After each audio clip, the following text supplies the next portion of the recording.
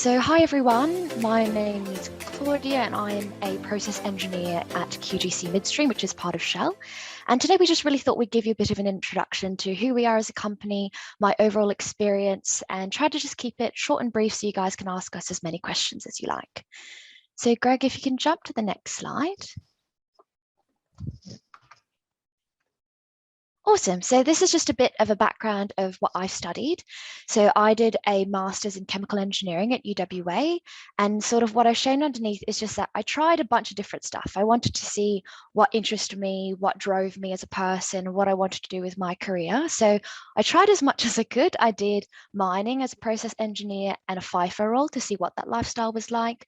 I did a facilities engineering role with Chevron, where it was mainly based in the city instead, where we'd go to the field when required, and that was for commissioning and startup, so a different phase in the project lifecycle.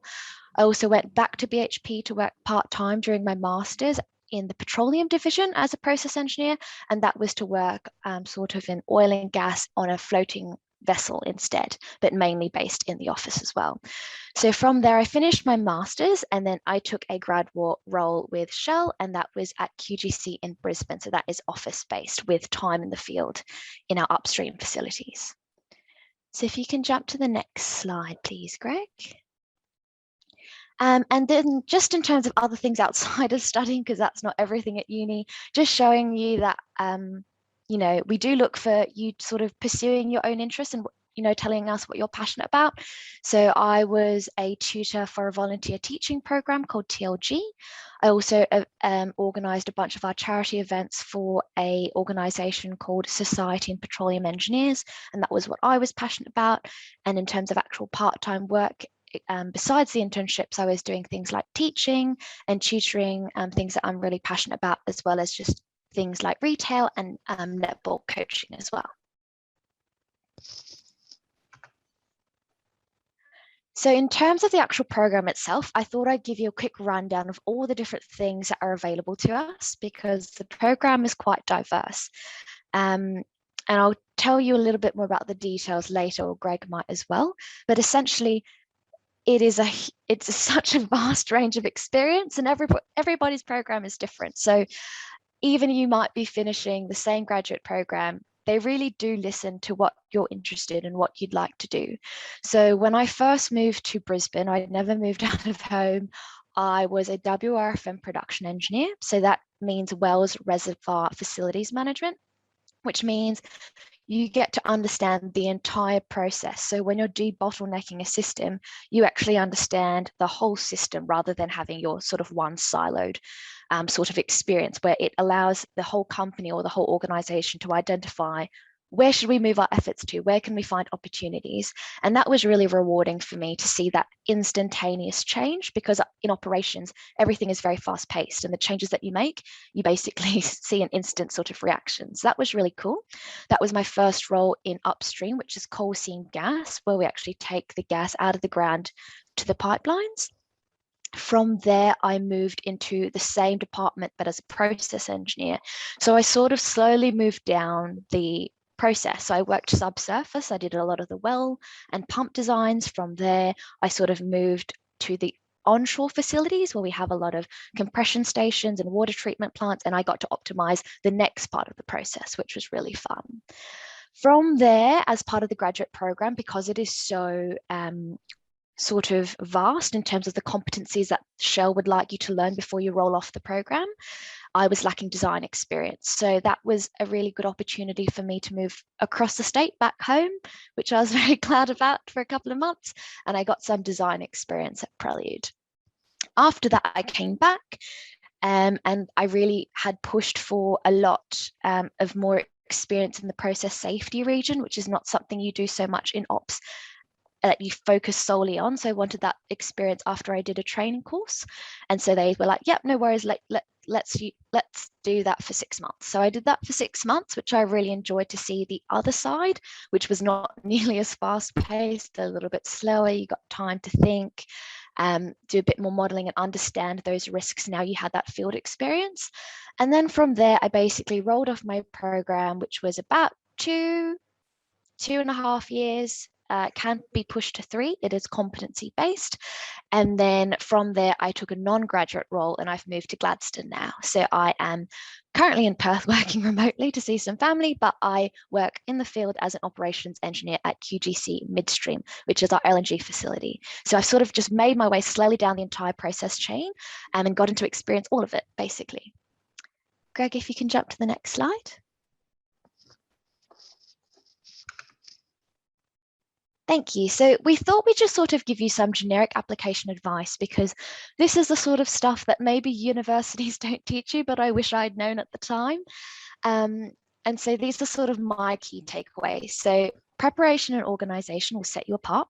So really spend the time. I know that you can be really busy with university, with exams, with your thesis or with design, but I really feel like if you know the role that you would like, really research and understand that for yourself, so that when people ask you, you can explain it. And not only that, you are sure for yourself. And so do it for yourself more than anyone else, really. Spend the time to know what you want, because that really provided me a lot of clarity in terms of where I could focus my time as well. It made me more focused in terms of the organizations that I would be proud to work for, or I wanted to work for in terms of my training or the experiences or travel or anything like that, whatever is of interest to you. Creating your base resume and cover letter early is also a really good one that I found, because I could get so much feedback from all the people that had mentored me in the past, and just getting that range of opinion, you were able to sort of take those little nuggets of information and then create the cover letter that you're really happy with at the end. So take your time to do that. And also, I also found it very helpful to have a spreadsheet. So I know when application time comes along, there are so many companies open at the same time. And so I found it very helpful to have a spreadsheet which sort of said, which companies have I applied for? Or if I researched a company and they weren't open yet, you can always put the dates in there so you can remind yourself when they do open, so you don't forget. Also, I know everything's online these days, so often you do have to do some questionnaires beforehand. I did find it very helpful to sort of save your answers that you can use for the future, and also keep those answers in case the website actually crashes and you lose everything. So just save it on a Word document, copy paste. Other things are, I think Energex mentioned it before, you can always apply before your penultimate year. I did that purely for myself to understand the process, what I needed to be organized with, what documents would I need to get, my transcripts, or what sort of questions do they ask? Just familiarize yourself with the process. Any experience is good experience. So even if they decline you, that's still a really good experience for growth and knowing when you want to be able to actually improve in the future. And then also, you can also set up notifications for the following year. A lot of companies allow you to do that, and they'll send you an email when the applications are open once again. Another thing is, as I said, any experience is good experience, because knowing what you don't like is just as important as knowing what you like sometimes. And so having multiplications just helps you get better over time. And I applied for Shell thinking they weren't even hiring, and here I am. So you never really know. And the last one is, of course, make sure your referees know that they're your referees, because sometimes I've heard that they don't, and that can really just stuff you up a little bit when they make a call and they haven't realized that they're your referee.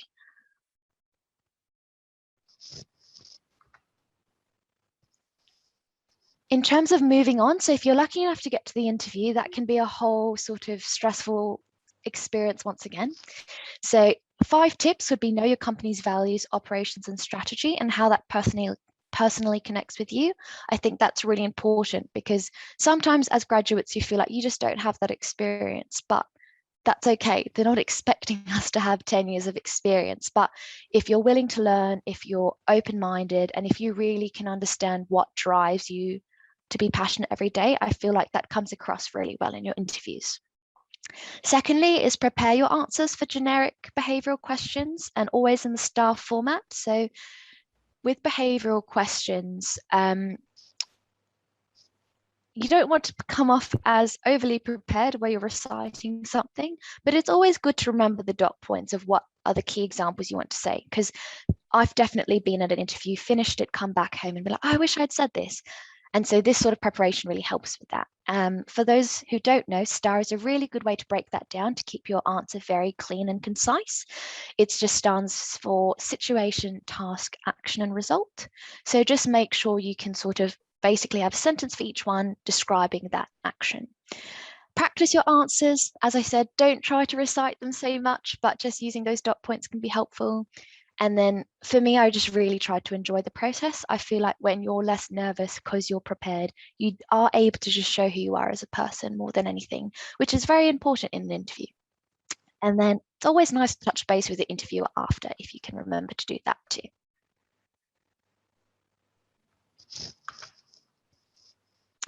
So just an example here, how to actually demonstrate the STAR example. So there may be an example which might, get us a little bit stuck as a university student. Sometimes they might say something like, tell us about a time you had to demonstrate a commitment to safety. So Greg, if you can jump to the next slide, we'll just try to slowly break that down for you and show you what an example answer might look like. So following the STAR format, you can say something like, I played netball socially and a teammate hit her head on a goalpost and she needed an ambulance. At the time, I was a netball coach. So I didn't want this incident to ever happen again. And so I told my coach and coordinator about the accident at my training and suggested we invest in some goal pads. All the goalposts were added during the training sessions, which will prevent these accidents before they happen for a very small financial cost. So this actually happened to me. So this is just an example of what happened to me one day at training. And you can just sort of see how it's quite concise. You're still building a story, but there are some very key points that you're trying to demonstrate. So always just try to stick to that STAR format if you can.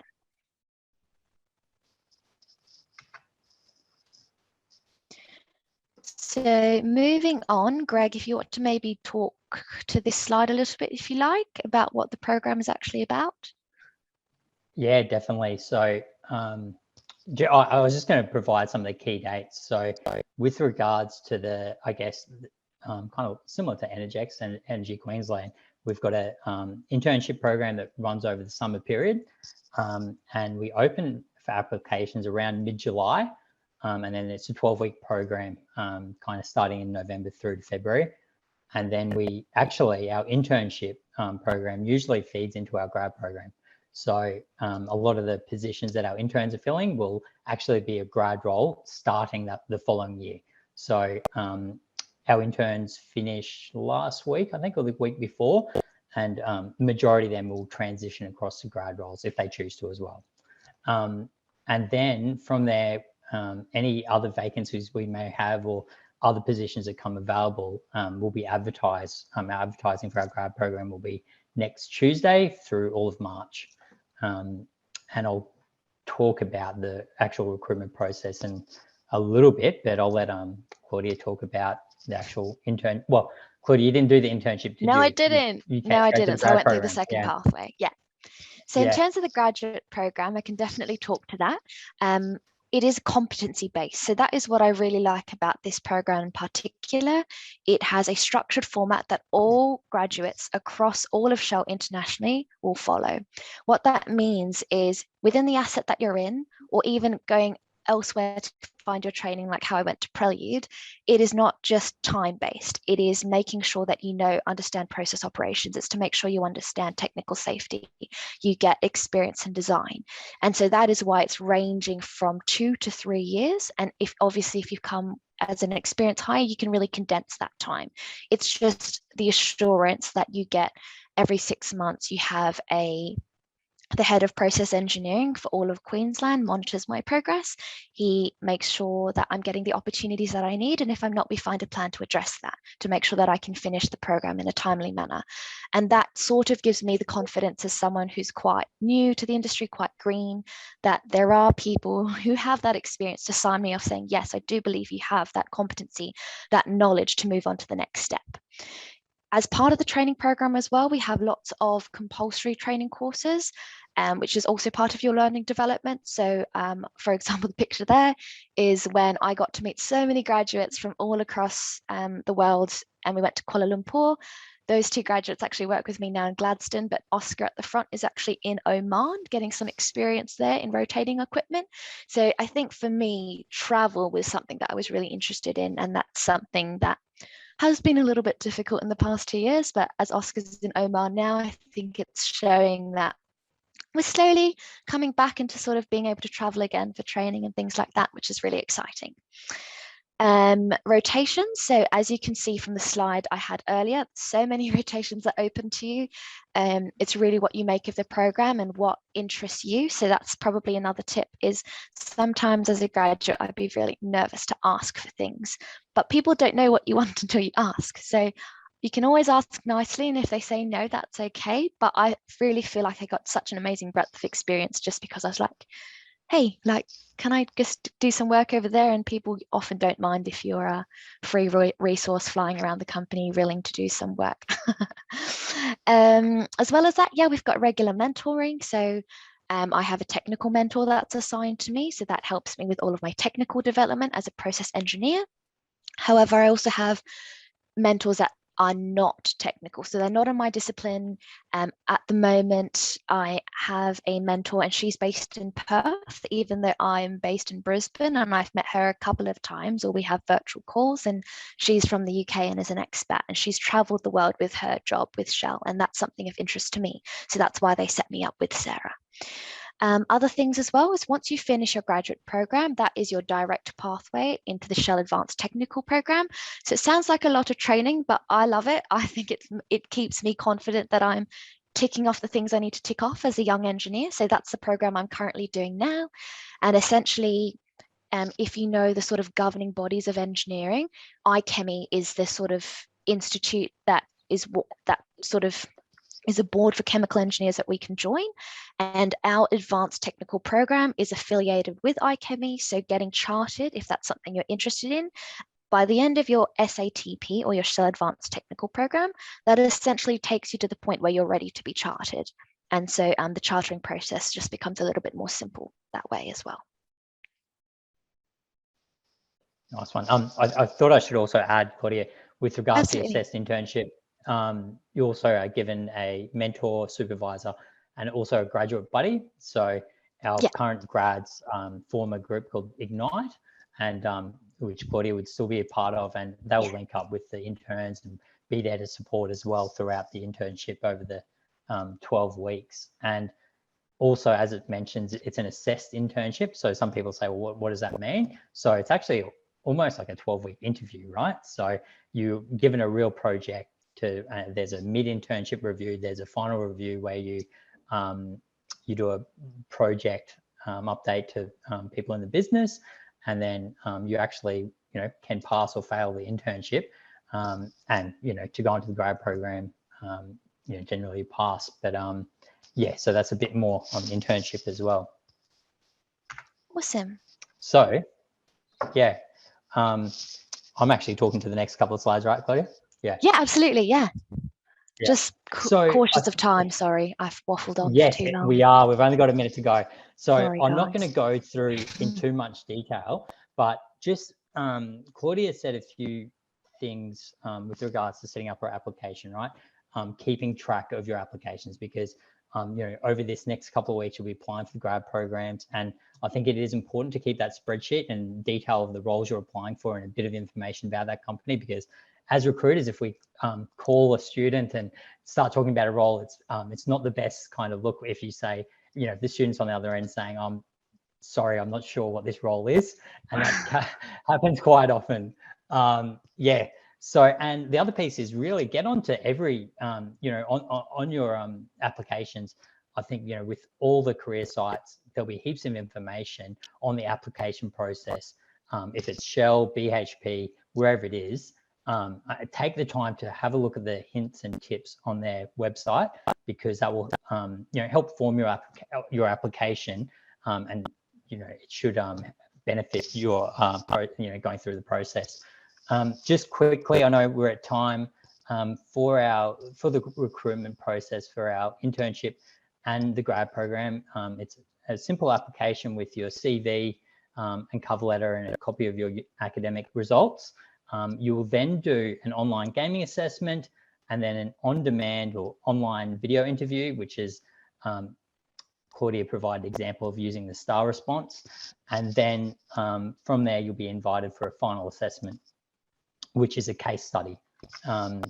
So at Shell, we focus on 3 key areas when we assess candidates and students, and that's around capacity, achievement, and relationships. This we're assessing all the way through if you're on an internship, if you're on the grad program, all throughout the interview process. And that's really I guess to assess your suitability at Shell and your leadership potential as well, because our grads and that do come onto the program actually form a lot of our leaders. So as this stat shows here, that 83% of our current leaders are off the grad program. So it really is our future leaders, but please don't feel intimidated by that. And, you know, I think Claudia's example before, she had great experience, PhD, etc. Please don't be intimidated by that. Apply for as many roles as possible. Get your experience, get your feedback. And the last thing is have a LinkedIn presence if that's possible as well, and build contacts. And, you know, I think myself, other recruiters, etc., they're happy to, if a student reaches out, we're happy to kind of talk through the process as well. So I think we've just gone over time, but good luck. So I'm not sure if we've got any questions or have time for that. I think we might be able to answer them in the chat, maybe. Yep.